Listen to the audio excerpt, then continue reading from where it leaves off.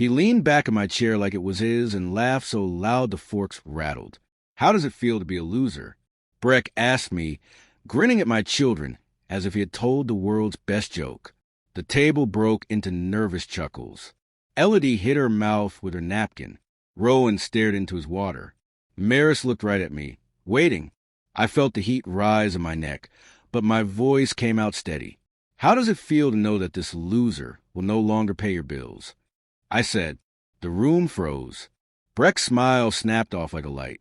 He went pale, the color of the unbuttered rolls, and I could hear my own heartbeat in the quiet. Someone's phone buzzed. Outside, a truck passed. I did not blink. I did not look away. I wanted them to hear me breathe. My name is Harlan Pierce.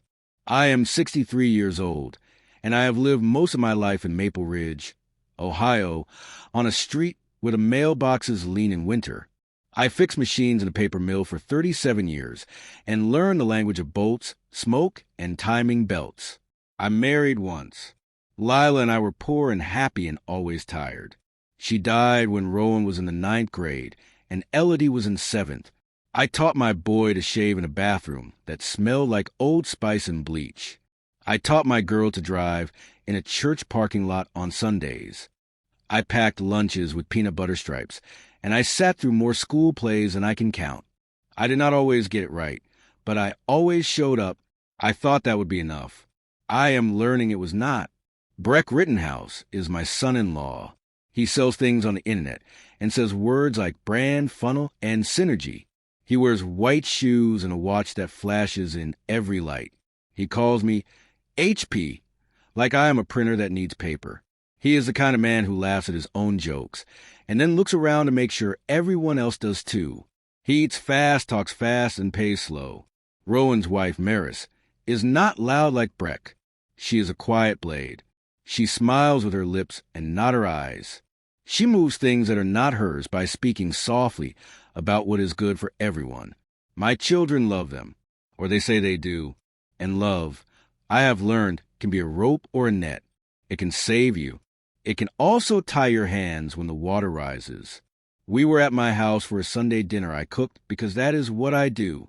Meatloaf, mashed potatoes, green beans with bacon, and a peach cobbler from the farmer's market. The table was set with Lila's plates. It was meant to be gentle and ordinary. Instead, it became a stage. Breck had just finished telling a story about a client who paid late, and somehow the story turned, and I became the punchline. I saw the way Elodie's fingers went to lock it. I gave her on her 21st. I saw the way Rowan rolled his shoulder like a boy bracing for a ball. I saw the way Maris watched me, calculating, like a chess player who already knows the last move before the first one is made. My fork lay flat. I could smell the butter melting. I felt the ghost of my wife standing just behind my left shoulder. "You don't mean that," Elodie said to her husband, but she was not looking at him. She was looking at me, begging me to make it easy. I have made it easy for a long time. I paid their rent when her boutique went through a slow winter. I paid the dental bill when their boy, Kip, cracked a molar eating a jawbreaker. I co-signed a truck for Rowan's landscaping startup. When the bank said no, I let them use my credit card for just a month when Breck's launch was delayed. I did these things with joy at first, then with habit, and then with fear. Because if I stopped, what would happen to them? What would happen to the story I have told myself since Lila died, the one where I am a good father because I hold everyone up? I did not notice when helping turned into hiding. I did not notice until my hands were empty. 2 weeks ago, Maris came by with coffee and a smile. She suggested a short-term plan to move me into a place in Willow Creek, the new retirement community with the piano in the lobby. "Just so you can be safe and cared for," she said. "Rowan worries." She had a folder with forms and a pen that clicked very softly. One of the papers was about power of attorney. "This is standard," she said. I could hear Lila in my head. "Read before you sign, Harlan." I told Maris I would think. She nodded like a nurse, patient and kind, and left with half her coffee still warm. Later that night, I found a charge on my card from a lab company tied to one of Breck's projects. Later still, I heard from the bank that a transfer had been attempted. The bank manager, Mr. Kincaid, a church friend with a belly and a laugh, flagged it and called me. "Come in," he said. So I did. I went in, and I asked questions, and the answers hurt and helped at the same time. I met with a small woman named Sable Ortiz, an attorney with a voice that never hurried. She explained what was mine and what was not. She explained how love can confuse the law if you let it. She listened to me talk about my boy and my girl.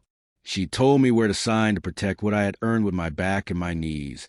In the years, I did not take a vacation because the mill needed me. I changed my direct deposits. I canceled 2 cards. I drew up a rental notice for the duplex I own on Hayden Street, the one where Breck and Elodie live. I packed a small box with the things that mattered. Lila's recipe cards, a picture of Rowan in his Letterman jacket, Elodie's clay bird from 5th grade, my discharge papers from the guard. I made stew and froze it in labeled tubs. Now at my table, with the meatloaf growing cold, I reached under my chair and set a blue folder beside my plate. "What's that?" Breck said, trying to get his grin back. "Homework." He laughed at his own line. No one else did. I opened the folder. Inside were copies of letters I had already sent and accounts I had already closed. There was a notice that the rent on Hayden Street would increase to market rate on the 1st of the month. There was an offer from a buyer for this house, my house, signed yesterday afternoon. There was a schedule from a moving company for Tuesday, 9 a.m. There was a list of subscriptions canceled, streaming services, meal kits, a golf app one never used. There was nothing left to argue with. I did not raise my voice. I did not tell a story. I let paper do the talking. It spoke louder than I ever had. Rowan blinked first. "Dad," he said, and his voice had that little boy scratch in it. "We were going to tell you about Willow Creek. It was just..." He stopped because the truth is heavy when it meets the air. Elodie reached for my hand, but her husband caught her wrist. It was small, that movement, but my old eyes caught it. "Now, hold on," Breck said. "You can't just..." He waved at the folder like it was smoke. "We're a family. Families don't do this. Families share." Maris cleared her throat. "It would have been easier if you told us first," she said to me. She kept her voice soft. She kept it sharp. "Easier for who?" I asked. I felt the years stretch behind me like a road with no end. I felt the next mile rise up, and it did not look like the ones before it. It looked clean. It looked like mine. The doorbell rang. Once. Twice. It sounded loud in the quiet house. Kip shouted from the den, "I'll get it." But his mother told him to stay put. I stood, my knees popping like popcorn in a hot pan. "Sit," Breck snapped, forgetting himself. I did not sit. I walked to the door and saw a man in a brown jacket, neat and tired. He held a clipboard and 4 envelopes with names written in a careful hand. Behind him was a woman with a camera bag and a smile that looked like work. I breathed in the smell of leaves and gasoline. I thought of Lila's voice, steady and warm. I turned the knob, and the house seemed to hold its breath with me. "Mr. Pierce?" the man asked. We spoke on the phone. I nodded. "Yes," I said, and as I opened the door wide, my family rose behind me like a wave about to break. The man at the door introduced himself as Mr. Callahan from Monroe Realty. The woman beside him, a photographer named Grace, smiled politely. "We're here to take photos for the listing," Callahan said, holding up his clipboard. Behind me, chairs scraped and whispers rose like insects after rain. "Listing?" Breck's voice cracked the silence. "What listing?" I turned just enough to see his face, the color draining again. "This house," I said simply. "It goes on the market tomorrow." Grace walked past me with her camera already out, apologizing softly as she stepped around the table. I could see her reflection in the glass cabinet. Lila's china still glinting under the soft light. I had not touched those plates since her funeral. "You're selling the house?" Rowan asked. "But where will you go?" His voice wasn't angry. It was lost. I looked at him.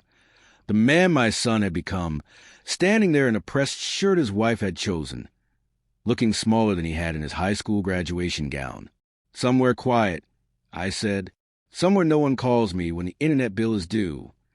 Breck rose from his chair, his face twisted between fury and disbelief. You can't just throw us out, he snapped. We've built our lives here. Elodie and I have plans. You have until the end of next month, I said. The lease is in my name, not yours.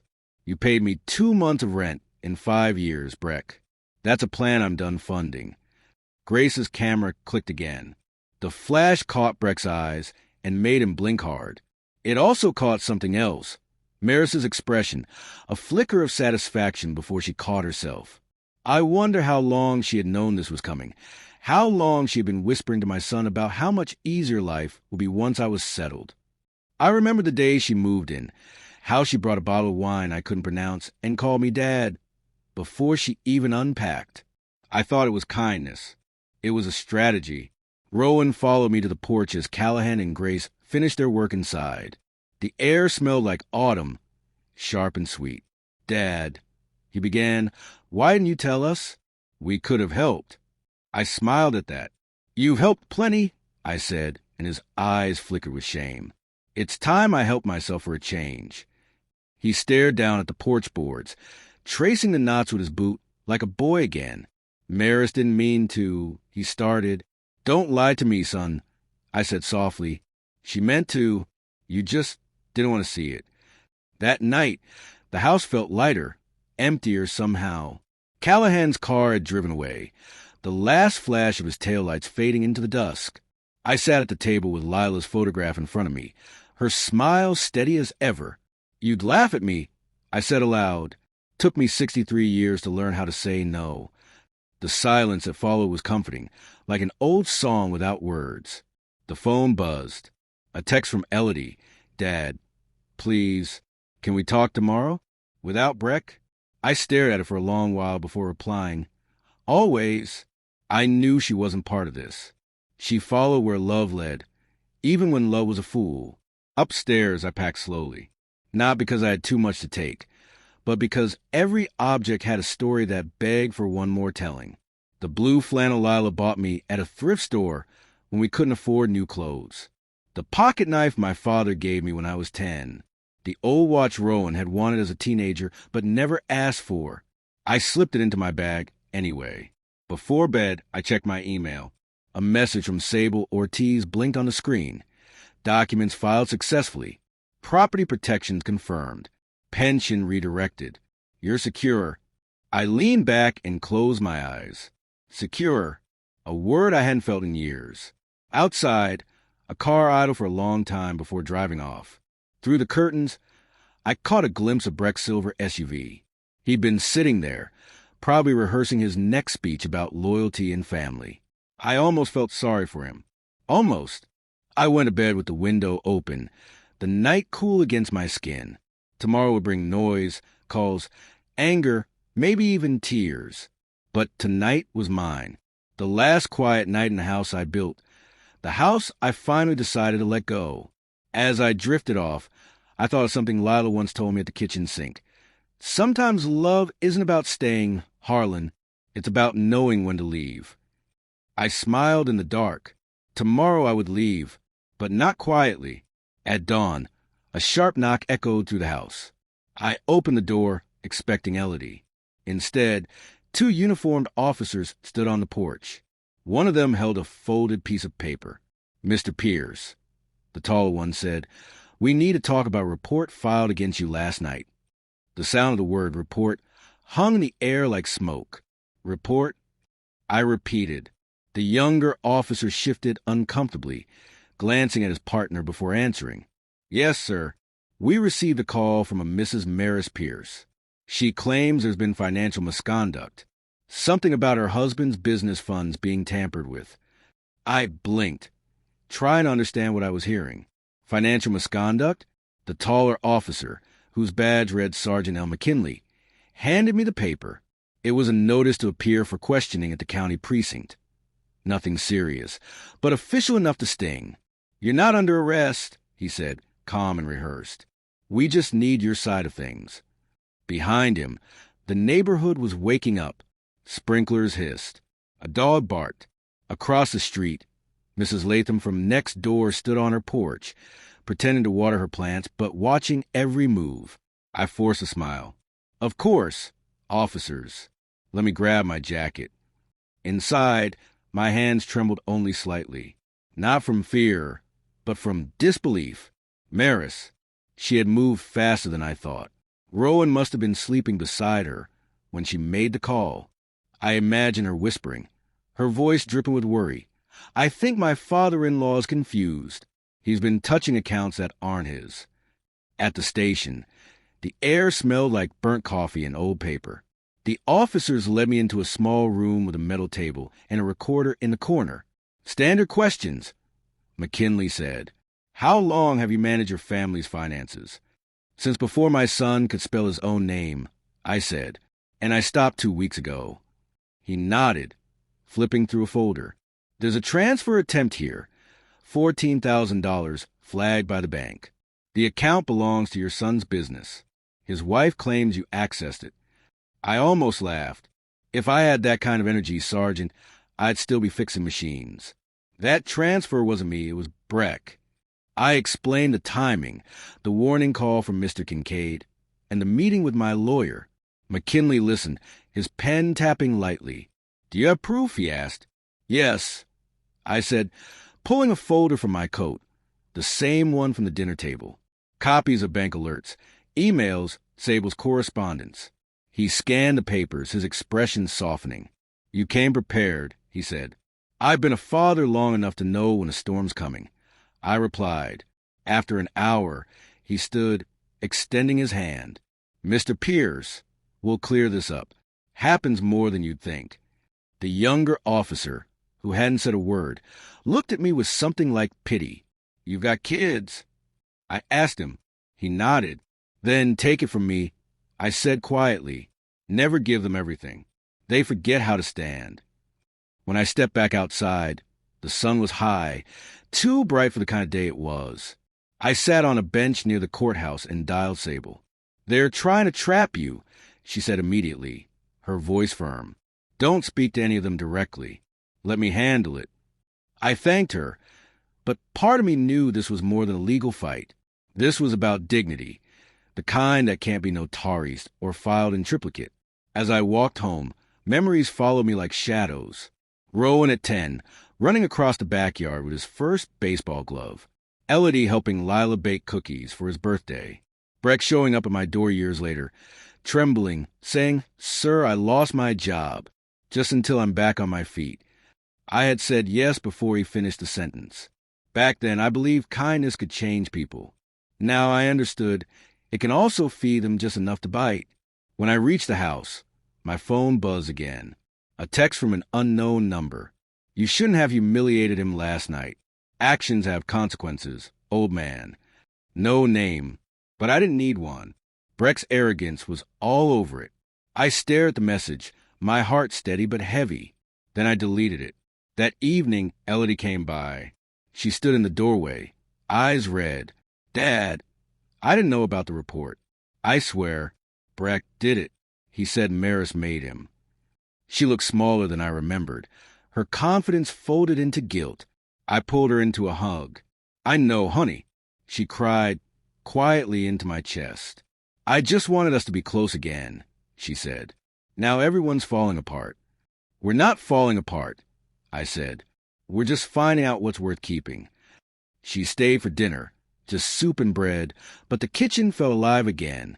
For a brief moment, it was like the old days.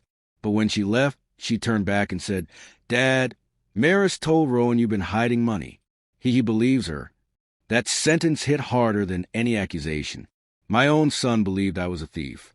I watched her drive off, the tail lights vanishing into the cold. Upstairs, I opened a small safe beneath my bed and pulled out the folder Sable had helped me prepare.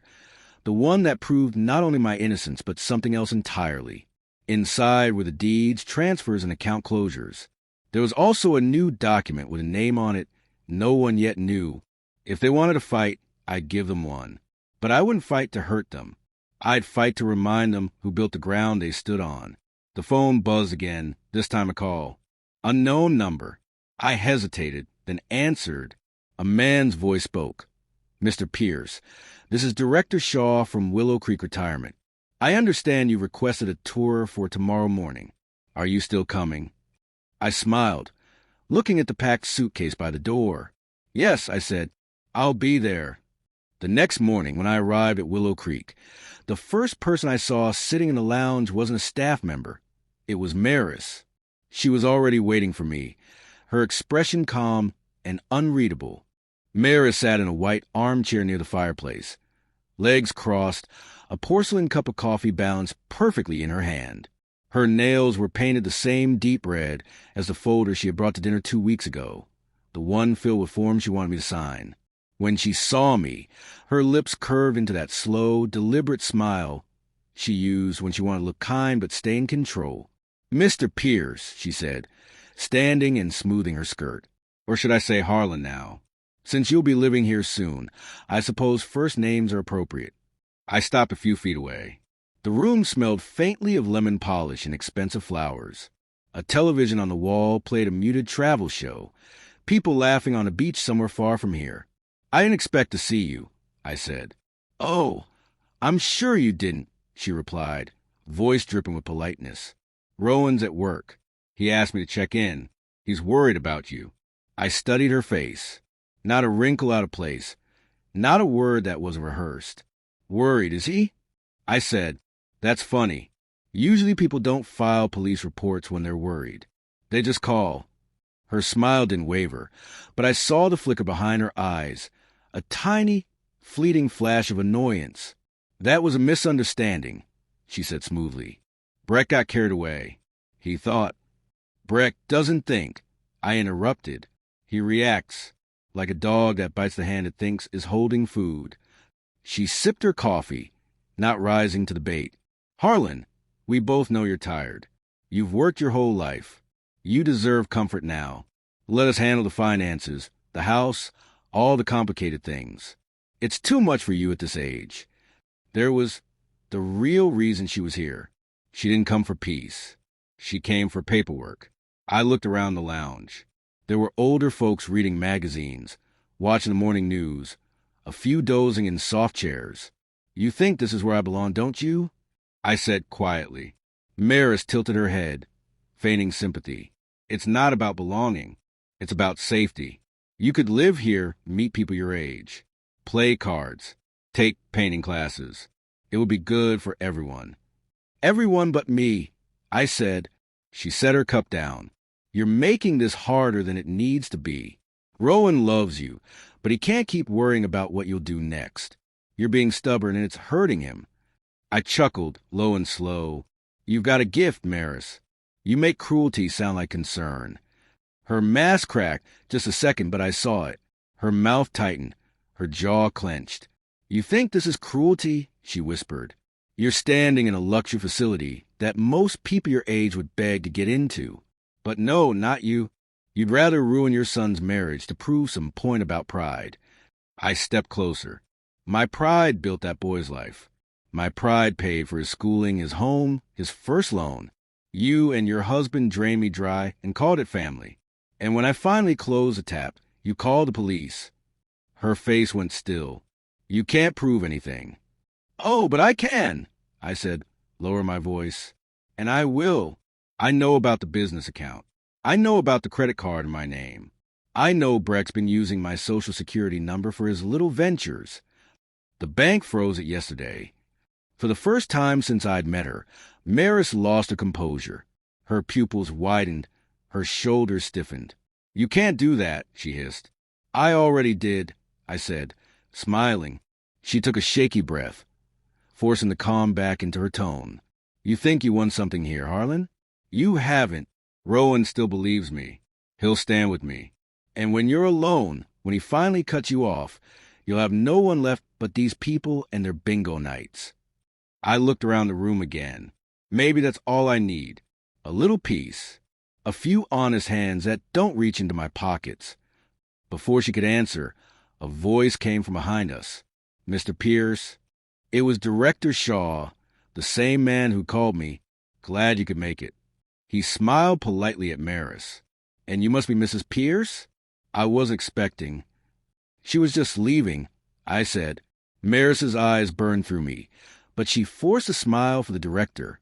Yes, of course. Lovely place, she said tightly. Then, turning back to me, she leaned in close enough that only I could hear. You don't scare me. You're just an old man playing at control. And soon enough, you'll lose that too. She turned and walked out, heels clicking sharp against the tile. Director Shaw cleared his throat awkwardly. Everything all right, Mr. Pierce? Better than it's been in years, I said. He led me through facility, bright rooms, open gardens, clean halls. For the first time in a long while, I could imagine a life that wasn't about bills or apologies. I could fix clocks in the workshop, teach chess to the grandkids who visited, maybe even plant tomatoes again. By the time the tour ended, I'd signed a short-term lease. Not because I needed to care, but because I needed the distance. That night, back at my house, I packed the last box and taped it shut. Through the window, I saw headlights pull into the driveway, Rowan's truck. I sat down, waiting. The front door opened without a knock. "Dad," he called, his voice rough. "We need to talk." He stepped into the kitchen, his eyes red-rimmed and tired. "Maris told me what you said today." He began. "She said you threatened her." I stood slowly, meeting his gaze. "And what do you believe, son?" He hesitated. His throat worked. I don't know anymore." I saw it then. The war inside him, between loyalty and truth. I felt a pang of pity. "Then maybe it's time you start finding out," I said. He looked at the packed boxes, then back at me. "Are you really leaving?" "Yes," I said. "Tomorrow morning." He rubbed his face, muttering something under his breath. Then he looked up, eyes hard. "You can't just walk away from your family." "I'm not walking away," I said softly. "I'm stepping out of fire that's already burned down the house." He didn't reply. He just stood there, breathing hard, until his phone buzzed. He glanced at it, frowned, and turned toward the door. "Dad," he said finally, voice low, "you should know something. Breck's planning something big. He said it'll make you regret humiliating him." I smiled faintly. "He already has," I said. Rowan looked confused. "What do you mean?" "Tell him," I said, "to check his bank account in the morning." The next day at sunrise, Breck's company website went offline. And by noon, his office lease had been terminated, signed and approved by none other than Harlan Pierce. By noon, the whole town was talking. Breck's little empire, the digital solutions agency he bragged about at every family gathering, was gone offline, erased, like it had never existed. His logo, once flashing across billboards near the interstate, now redirected to a blank white screen that read, "Account suspended for fraud review." I didn't need to check to know he was furious. I imagined him pacing his rented office. Well, formerly rented, shouting into the phone, his voice climbing as each number he dialed led to more bad news. His investors gone. His lease revoked. His credit frozen. It wasn't revenge. It was justice. And every part of it was legal. 2 weeks earlier, Sable Ortiz had helped me trace every account Breck had linked to my Social Security number. When we uncovered that his business had been built partly on my credit, she smiled, slow and patient. "He'll never see this coming," she'd said. "We'll close each thread quietly. When it collapses, it will be his own hand pulling the cord." That cord was pulled this morning. At Willow Creek, I watched the news play silently on the lounge television. The ticker at the bottom ran a short blurb. "Local entrepreneur under investigation for identity misuse and financial misconduct." They didn't name him yet, but it was only a matter of time. "Mr. Pierce," said Director Shaw, stepping in with his usual calm, "you have a visitor." I turned. It wasn't who I expected. Elodie stood there, pale but determined, holding a paper bag that smelled of homemade pie. "Peach," she said softly. "Mom's recipe." My throat tightened. "You remembered." "I always do," she said, setting it down. "Dad, what's happened with Breck?" I gestured for her to sit. The truth finally caught up with him. "That's all." She exhaled slowly, rubbing her hands together. "He's losing everything. Investors are calling. Reporters have shown up at our house. He's blaming you." "Of course he is," I said. A man like that always needs a villain. Her eyes filled with tears.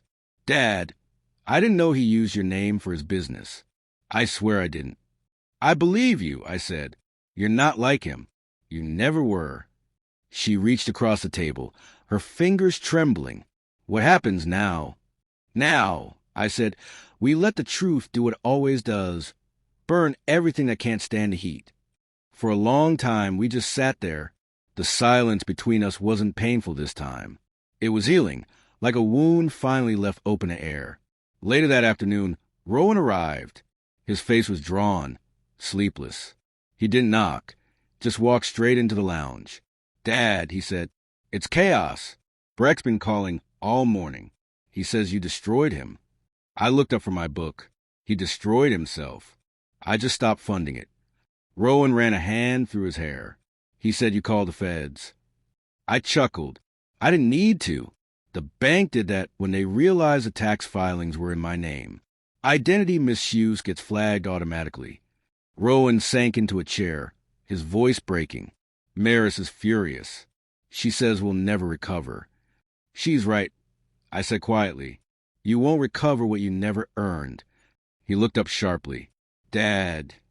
No, listen to me. I leaned forward. You've spent years letting other people steer your life. You let your wife decide your words, your in-laws decide your worth, and your fear decide your silence. That ends today. You can keep living as their shadow, or you can start being your own man. He opened his mouth, but no sound came out. His shoulders slumped, and for the first time since he was a boy, he cried. Not loud, not messy, just quiet tears falling onto his hands. I'm sorry, he whispered. I didn't see what they were doing to you. I know, I said, but you see it now. That's what matters. Outside, a light drizzle began to fall, streaking the window. The kind of rain that smells like new beginnings. Rowan wiped his eyes. What do we do now? You rebuild, I said, and I rest. He nodded, standing slowly. You're really staying here? For a while, I said, until I figure out what peace feels like. He gave a shaky smile. Mom would have been proud of you. That one cut deep. She had been proud of us, I said. After he left, I sat by the window with the pie Elodie had brought, eating it straight from the tin, sweet and tart just like life. Then my phone buzzed again. Unknown number. I almost ignored it, but something made me swipe to answer. Mr. Pierce, a cold voice said, this is Detective Rayner, Financial Crimes Division. We need you to come down to the station tomorrow morning. There's been a new development. It's about your daughter. My stomach dropped. Elodie? Yes, sir, the detective said. Her husband wasn't the only one using your identity. We think she signed off on some of the accounts, too. I sat frozen, the phone still pressed to my ear long after the call ended. The pie in front of me suddenly tasted like nothing. I stared out the window, the rain now falling harder, and whispered to no one, Lila, what did we raise? The next morning, Harlan would walk into the police station expecting to defend himself.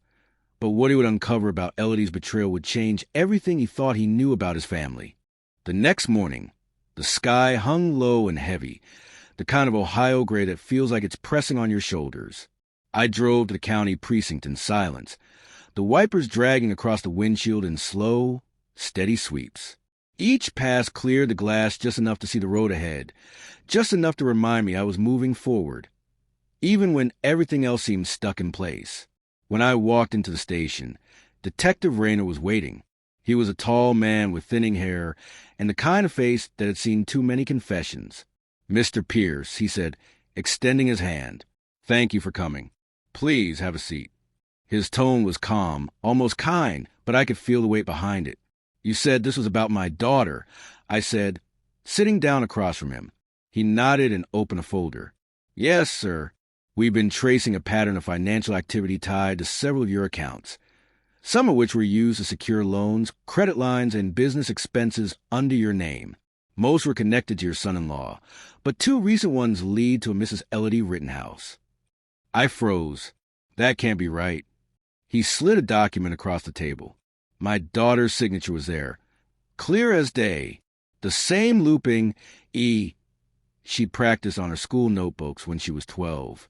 She co-signed 2 personal loans about a year ago, he said. Both in your name, both unpaid. We have evidence that the funds were used to cover late payments on Breck's company. My chest felt tight. You're saying she knew? Rayner sighed. It's possible she didn't realize the full extent. Maybe she thought she was helping her husband. But the signature's verified and the accounts are real.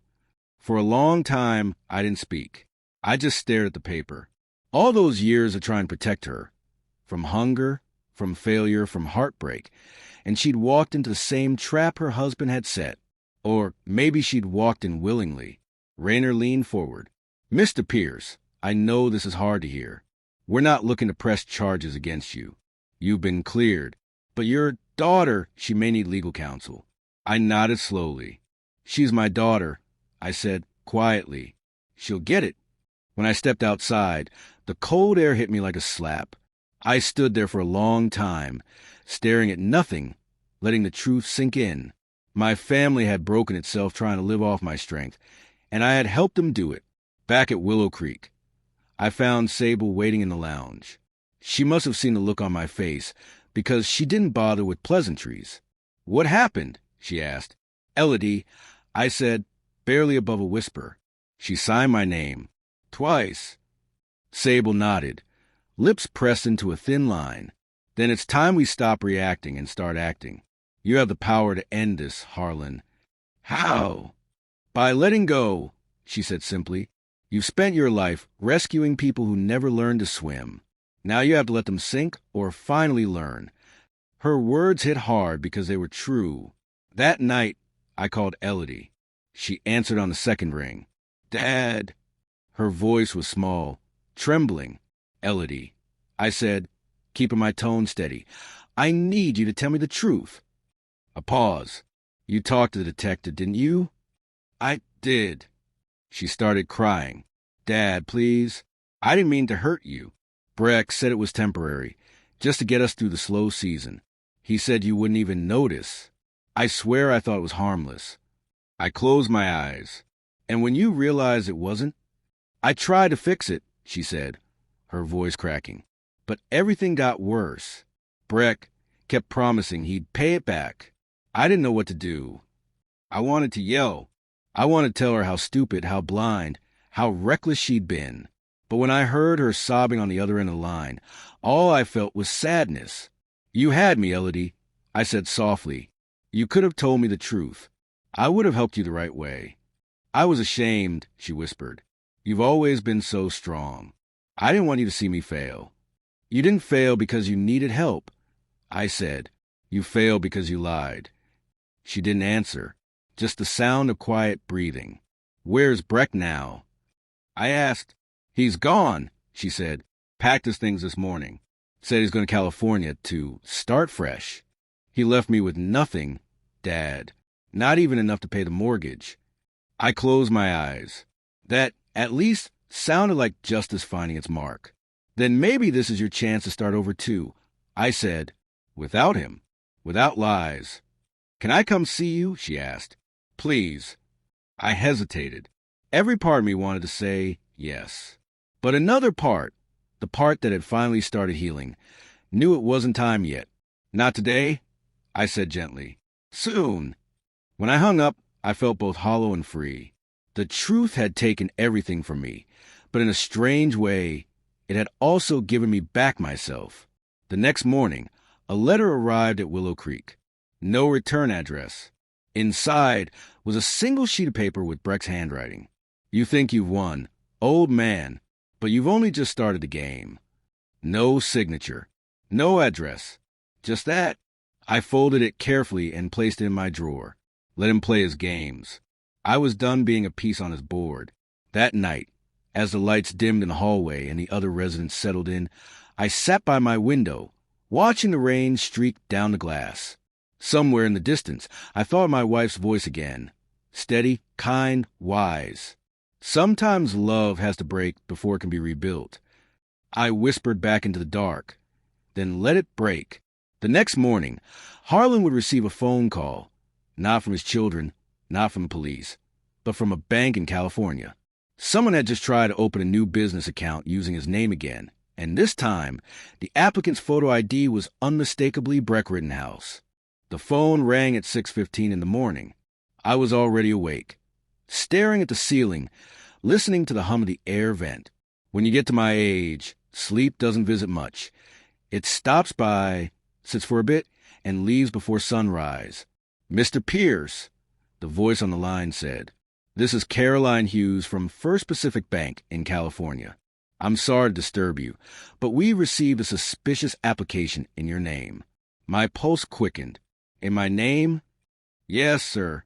Someone tried to open a business account under Pierce Consulting, LLC, with your Social Security number.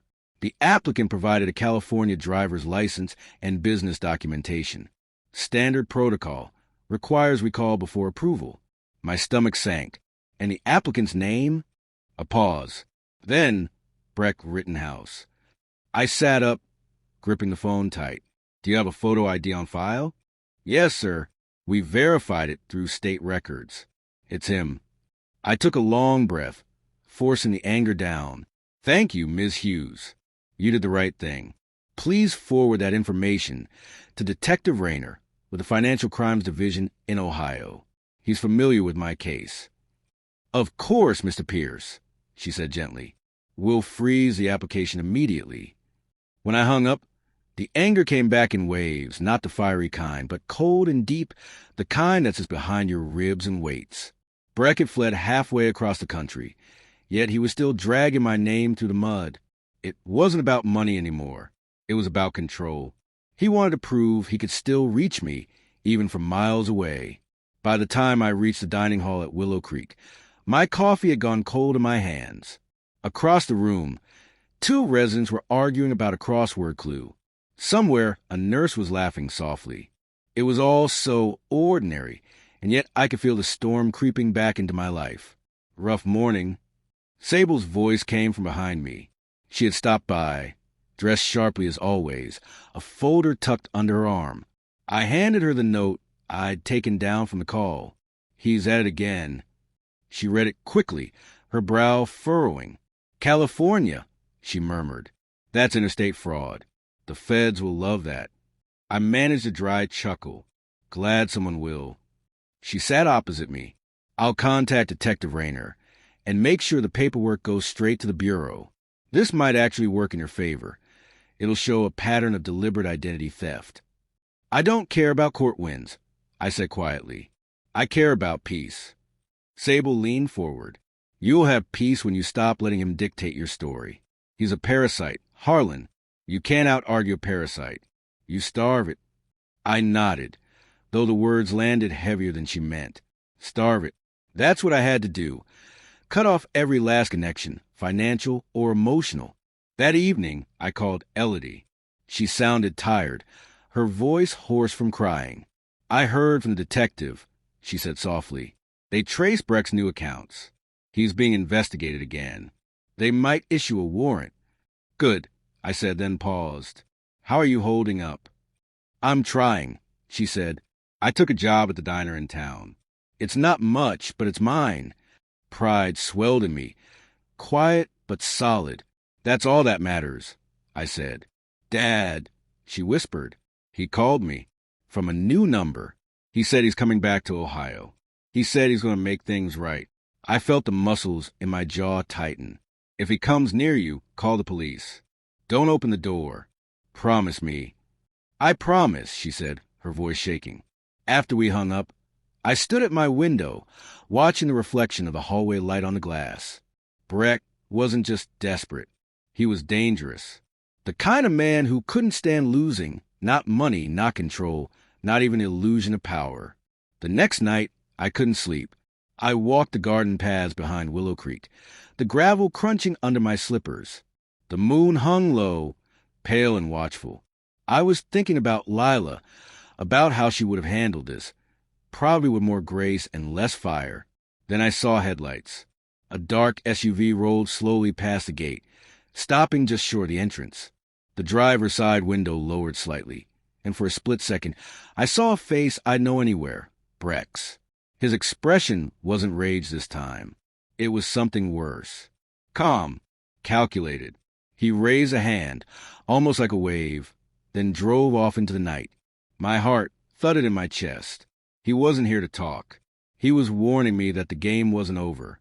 The next morning, I went straight to Sable. He's back in town, I said. Her eyes narrowed. Did he approach you? Not yet. Then we'll make sure he doesn't get the chance. She picked up her phone. I'm calling Rayner. If he's violated any conditions of his pending investigation, they can bring him in. But as she spoke, my phone buzzed. A new text message from an unknown number. You took everything from me. Old man, so I'm taking something back. See you soon.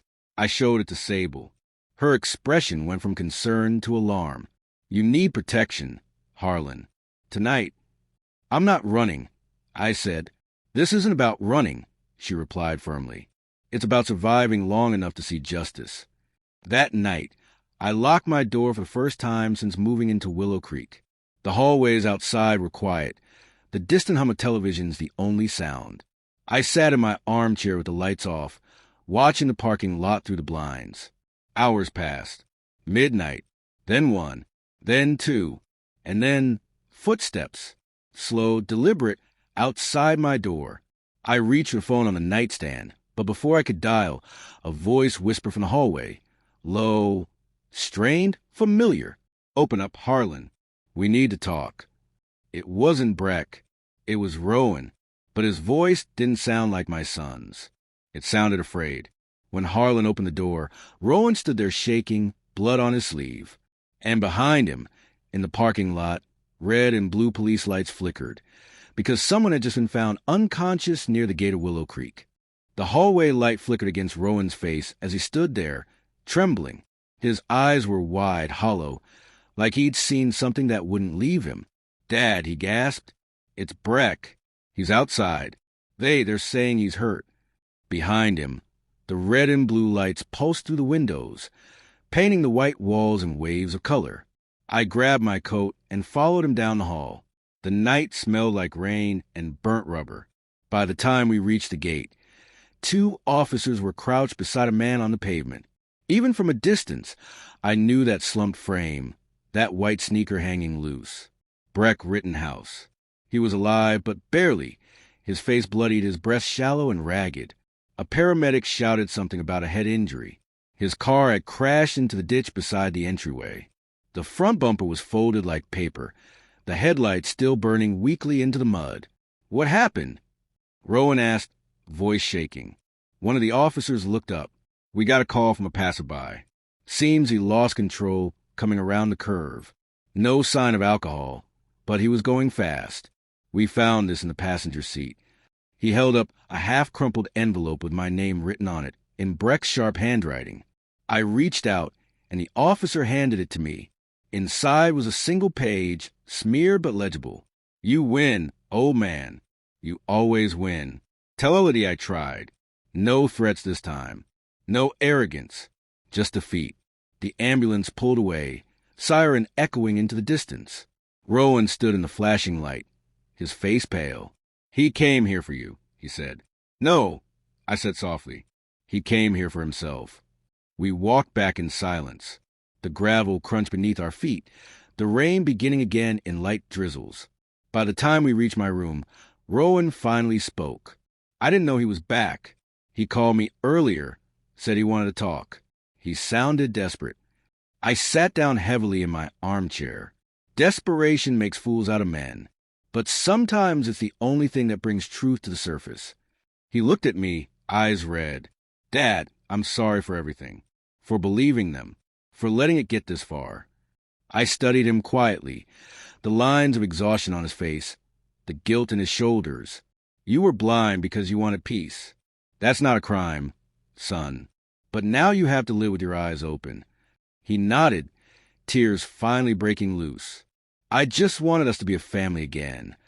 We still can be, I said, just not the way it was before. The next morning, the news came.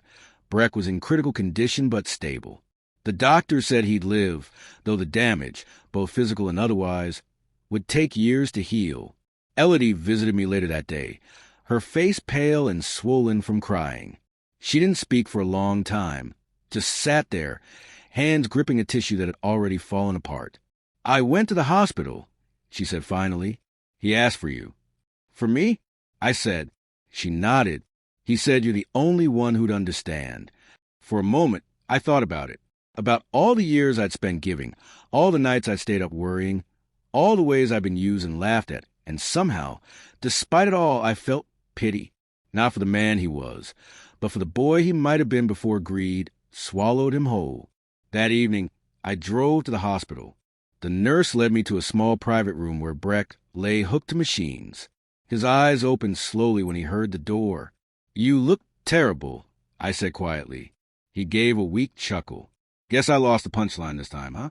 I pulled a chair to his bedside. "You didn't lose, Breck. You ran out of lies." He turned his head, slightly wincing. "I never hated you, you know. I just hated needing you." I nodded. "That's the curse of men like us. We confuse pride with power." Silence stretched between us, heavy and honest. Then he whispered, "I don't expect forgiveness." "Good," I said, "because forgiveness isn't what you need. You need to change." A faint smile crossed his face. "And if I can't, then you'll stay where you are," I said, "in bed or in spirit." He closed his eyes. "Tell Elodie I'm sorry." "I will," I said, though I wasn't sure it would ever be enough. When I left the hospital, the sky was finally clear. The streets glistened under the streetlights, washed clean by the rain. For the first time in years, I felt something like peace. Not the kind that comes from winning, but the kind that comes from letting go. Back at Willow Creek, I stood by the window in my room, looking out at the gardens. The world felt quiet again. Not empty, just still. Rowan visited the next day with Elodie. They brought breakfast and laughter, small but real. My grandchildren came later that week, running down the hallway with paper drawings that said, "We love Grandpa Harlan." The nurses pinned them to my door. Life, somehow, had begun to rebuild itself. Weeks later, a letter arrived from Sable. The case against Breck was closed. The fraudulent accounts were dissolved. My record was clean, my pension secure. She'd written a note at the bottom in her neat handwriting. "You did it the hard way, Harlan, but you did it right." That evening, I sat on the porch, watching the sun melt behind the trees. The world smelled of cut grass and lilacs. Elodie called to say she was starting night classes. Rowan had taken up woodworking again, and the kids wanted me to visit for Thanksgiving. I smiled, closing my eyes. "Tell them I'll bring the pie." As the last of the daylight faded, I heard Lila's voice again in my mind. Steady, gentle, proud. "You never lost, Harlan. You just learned where to stop giving." I whispered into the quiet. "I finally did, sweetheart." And for the first time in a long, long while, I felt whole. If this story touched your heart, don't forget to subscribe, and share it with someone who needs to hear it.